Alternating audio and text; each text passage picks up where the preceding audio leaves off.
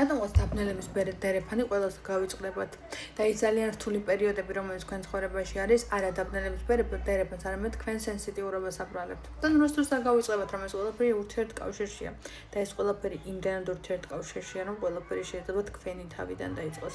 მოდი ამ საჯარო გაშლის თემა იყოს სახელწოდებით, როგორ ჩაივლეთ ამ დაბნელების დერეფანს და რაიმეს ხომ არ ავნებთ საკუთარ თავს ისეთ, რომ როდესაც რთულ გადაწყვეტილების წინაშე გახართ და რთულ გადაწყვეტილებებს მიიღებთ, მაგრამ მე გაფრთხილებთ ამ კვირაში რადიკალური გადაწყვეტილებებისგან მაქსიმალურად თავი შეიკავოთ 22 სექტემბრის ჩათვლით.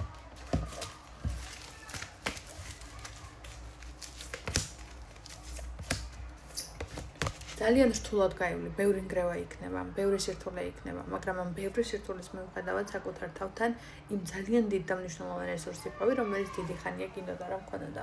შენ ცხოვრება დიდი რადიკალური გადაწყვეტილებების განიწყება და ზუსტადაც რომ ამ კვირაში მთელი თქვენი შარმი და ეფექტი ამაში იქნება, რომ თქვენ რაღაცებს გადაწყვეტს ისეთ, რომელიც არ მოგეწონებათ, ამიტომაც მე გავფრთხილებთ ტაროს მეშვეობით, რომ თქვენ უბრალოდ დაფიქრდეთ თქვენს გადაწყვეტილებებში და იმად რაღაც ისეთი არ გააკეთოთ, რომელსაც მე დიდი ხანი ინანებთ. 7-დან 14 სექტემბრის ჩათვლით 50%-იანი ფასაკლება რომ მაქვს სრულ დიაგნოსტიკაზე, არ დაგავიწყდეს და რა ვიცი თუ კონსულტაციაზე ჩაწერა გსურს, შეგიძლია უკვე ჩაიწერო, იმიტომ რომ ადგილები შეზღუდულია.